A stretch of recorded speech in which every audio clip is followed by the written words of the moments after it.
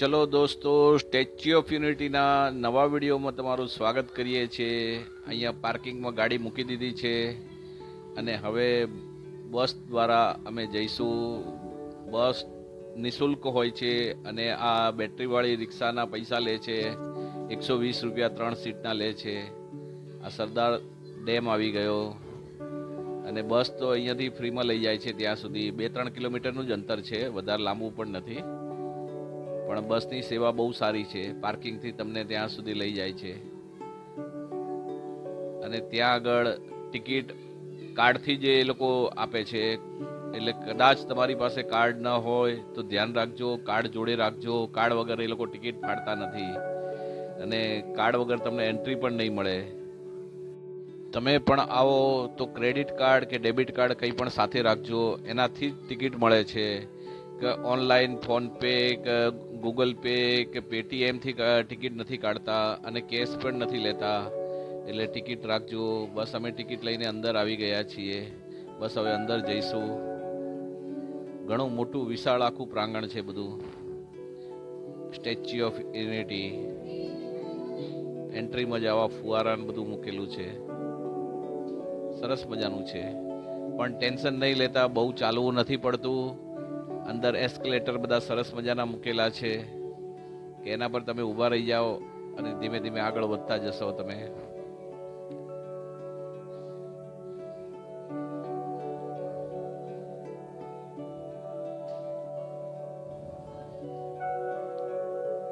તો ચલો હવે આગળ વધીએ. અને વોશરૂમ પણ ઠેર ઠેર છે. અહીંયા કંઈક એમના ફોટો ને એ બધું અહીંયા સ્ટોર બનાવેલો છે કે વસ્તુ તમારે કંઈ જોતી હોય તો મળી શકે છે. સરદાર વલ્લભભાઈના ફોટો અહીંયા બધા મળતા હોય છે અને સિક્યુરિટી પણ બહુ સારી હોય છે અહીંયા અને એકદમ નીટ એન્ડ ક્લીન છે. સરદાર સરોવર ડેમ દેખાય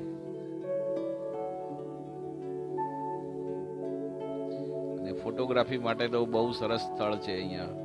તમે થાકી જશો. બસ આ ટાઈપના એસ્કેલેટર અહીંયા મૂકેલા છે. છેક સ્ટેચ્યુ ઓફ યુનિટી સુધી તમને સરદાર વલ્લભભાઈના પુતળા સુધી તમને લઈ જશે. ઠેર ઠેર બધા મૂકેલા છે એટલે કોઈ જગ્યાએ તમારે બહુ ચાલવું નથી પડતું. ખાલી એના પર ઊભા રહી જાઓ એટલે તમે આગળ વધ્યા કરશો. બોલો સરદાર વલ્લભભાઈ પટેલ કી જય. નરેન્દ્ર મોદીએ સરસ મજાનું આ એક વસ્તુ બનાવેલી છે અને દુનિયામાં સૌથી મોટું આ સ્ટેચ્યુ ઓફ યુનિટી છે. 182 મીટર ઊંચું છે. એના પછી બીજા બધાના નંબર આવે છે. સરદાર વલ્લભભાઈના પગ સુધી આપણે પહોંચી શકીએ છીએ અને જો તમે ગેલેરીની ટિકિટ લીધી હોય તો છેક એમના છાતી સુધી લિફ્ટ લઈ જાય છે. અહીંયા સુધી આવવાના 150 રૂપિયા ટિકિટ હતી અને પેલી ગેલેરીમાં જવું હોય તો 380 રૂપિયા કે 90 રૂપિયા ટિકિટ હતી. એ અમે નહોતી લીધી. અમે 150 રૂપિયાવાળી ટિકિટ લીધી હતી અને 150 રૂપિયામાં આ બધું છેક સુધી ઇન્ક્લુડ છે. નીચે આખું એમનું મ્યુઝિયમ બનાવ્યું છે, થિયેટર બનાવ્યું છે, એ પણ ઇન્ક્લુડ છે. સરસ છે બધું. ફૂલ ઝાડ પણ સારા બધા ત્યાં મૂકેલા છે. આ પારું લટક મટક ચાલે છે. રીલ બનાવતી હતી એ.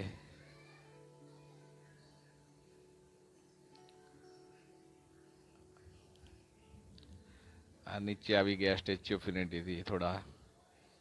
ડેમમાં પાણી ઘણું હતું અને બોટિંગ પણ થાય છે. તમારે જો બોટિંગ કરવું હોય તો પણ થાય છે.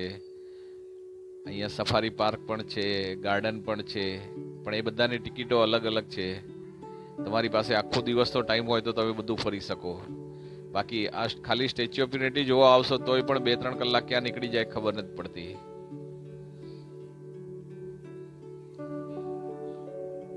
અને રોડ ને બધું સરસ છે. પાર્કિંગ સારું છે. 50 રૂપિયા પાર્કિંગ ફીસ છે. આ નીચે આખું મ્યુઝિયમ બનાવ્યું છે. અહીંયા પણ તમે આવશો તો અહીંયા પણ કલાક એક તો આરામથી નીકળી જાય છે અંદર. ઘણું મોટું છે આ પણ.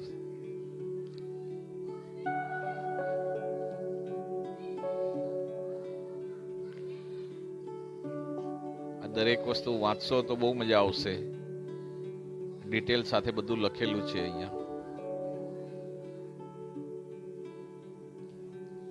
ઇતિહાસ જાણવાનું જેને પણ ગમતું હોય એના માટે તો અહીંયા બહુ સારું છે વસ્તુ. દરેક વસ્તુ તમને જાણકારી અહીંયા આપે છે. અને અહીંયા બધા ફોટો બધા બહુ પડાવે છે. ફોટોગ્રાફી માટે તો આખું સ્થળ ફેમસ છે કે તમે થાકી જશો, તમારો ફોન ભરાઈ જશે, એટલા ફોટા પાડવાની જગ્યાઓ છે અહીંયા. ફોટો પોઈન્ટ એટલા બધા બનાવ્યા છે કે તમે થાકી જાઓ, તમારા ફોનની મેમરી ફૂલ થઈ જાય ત્યાં સુધી તમે ફોટા પાડી શકો, એટલી બધી પોઈન્ટ આપેલા છે બધા. લોખંડી પુરુષ Sardar Vallabhbhai Patel.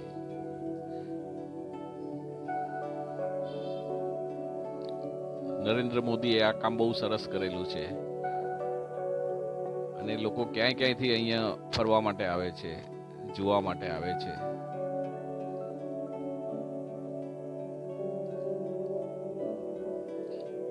Statue of unity, wall of unity, Sardar Vallabhbhai Patel, લોખંડી પુરુષ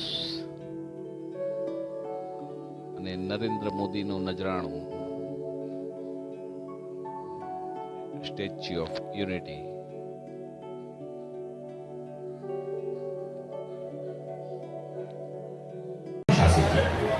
वो एक बहुत ही उत्कृष्ट राजनेता थे जिनको विलक्षण दूरदृष्टि का वरदान था. वो एक स्वतंत्र, सशक्त और संयुक्त भारत के लिए एक स्पष्ट सोच थी. हुआ था. उनके 4 भाई और 1 बहन थी. करमसद गांव की बुश मिडिल टेम्पल में बार की पढ़ाई करने के लिए लंदन गए. वारी के खून खराबे में नहाई हुई थी. सरदार को भारत का पहला प्रधानमंत्री और गृहमंत्री चुना गया और साथ ही उन्हें सूचना और प्रसारण का अतिरिक्त कार्यभार भी सौंपा गया. विभाजन के प्रबल विरोधी होने के बावजूद पिता ने अब उनके सामने 2 विशालकाय चुनौतियां थी. लड़ाई हिंसा को काबू से बाहर हो चुकी थी. लोगों की भीड़ को नियंत्रित और शांत करना. उनके कारण हम अपने देश की एकता पर गौरवान्वित हो सकते हैं. भले ही यहाँ संस्कृति, समुदाय, भूमि और भाषाओं की विविधता हो, लेकिन हम एक हैं. उन्होंने न केवल भारत के नक्शे पर अपनी अमिट छाप छोड़ी है. सरदार पटेल की विरासत हमें आज भी राह दिखाती व प्रेरित करती है. राष्ट्र उनके जन्मदिन 31 अक्टूबर को राष्ट्रीय एकता दिवस के रूप में मनाकर और इस महान नायक की साक्षी स्टैच्यू ऑफ यूनिटी की प्रतिमा को स्थापित करके उनकी स्मृति को श्रद्धांजलि देता है. આ બોટિંગ પોઈન્ટ છે, અહીંયાથી બોટ મળતી હોય છે પણ એના ટાઈમિંગ હોય છે. અમે બપોરે હતા એટલે એ વખતે ટાઈમિંગ હતા નહીં એમના, અને આ બધા કંઈક અહીંયા ફોટોગ્રાફ પડ્યા હતા, એ ફોટોગ્રાફ છે બધા. અને આ વિડીયોમાં કંઈ પણ સારું લાગે તો લાઈક કરજો અને એ વિશે કમેન્ટ પણ કરજો કે આ વસ્તુ ગમી છે અને તમે વિડીયો ક્યાંથી જોઈ રહ્યા છો એ પણ કમેન્ટ કરજો, તો અમને પણ ખ્યાલ આવે કે અમારો વિડીયો ક્યાં સુધી પહોંચ્યો છે. અને ચેનલ સબસ્ક્રાઈબ ના કરી હોય તો જરૂરથી કરજો અને લાઈક કરજો, કમેન્ટ કરજો અને તમારા ફેમિલી ફ્રેન્ડમાં શેર પણ કરજો અમારો વિડીયો. અને વિડીયો જોવા બદલ તમારો ખૂબ ખૂબ ધન્યવાદ. Thank you very much. અને દેશના કયા ખૂણાથી તમે આ વિડીયો જોઈ રહ્યા છો એ તમે જણાવશો તો અમને બહુ ગમશે કે અમારો વિડીયો ક્યાં સુધી પહોંચ્યો એ અમને ખ્યાલ આવશે. અને અત્યાર સુધી બધા વિડીયો જોવા બદલ તમારો ખૂબ ખૂબ ધન્યવાદ. અને નવા હોય તો સબસ્ક્રાઈબ કર્યા વગર નહીં જતા, ચેનલ સબસ્ક્રાઈબ કરીને જ જજો.